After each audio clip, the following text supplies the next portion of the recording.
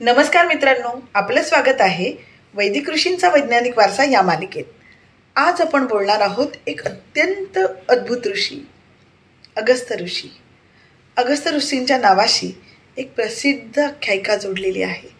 समुद्र मंथनानंतर समुद्रातल्या असुरांच्या प्रचंड शक्तीमुळे देवदानवाचा तोल बिघडत होता. तेव्हा अगस्त्यांनी संपूर्ण समुद्रच प्राशन केला अशी कथा सांगितली जाते. म्हणूनच त्यांना समुद्रपान करणारे ऋषी म्हणूनही ओळखलं जातं. ही कथा प्रत्यक्षात त्यांचं सामर्थ्य दाखवते, पण प्रतिकात्मक दृष्ट्या बघितलं तर पाणी नियंत्रित करणारा, पाणी उपयोगात आणणं हे त्यांच्या कार्याचे महत्त्व अधोरेखित करतं. याच कारणामुळे लोक त्यांना पाण्याचे शास्त्रज्ञ असंही म्हणतात. अगस्त्य संहितेत पाण्याबद्दल शास्त्रीय माहिती आहे.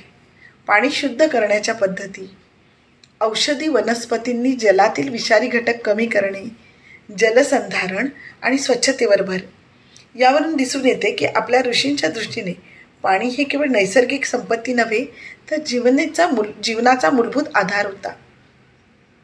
अगस्त्य ऋषींचे आयुर्वेदातले स्थानही मोठे आहे.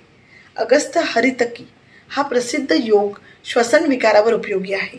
दम्यासारख्या आजारात हा आजही वापरला जातो.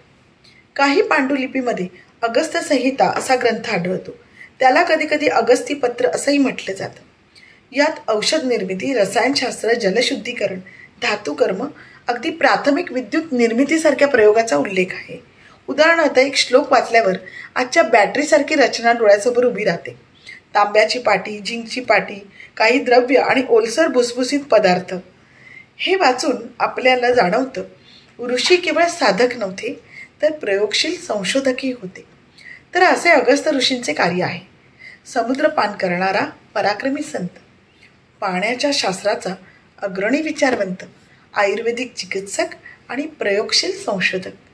त्यांचा वारसा आपल्याला शिकवतो, निसर्गाकडे जिज्ञासेने बघा, त्याचा आदर करा आणि ज्ञान प्रयोगातून जिवंत ठेवा.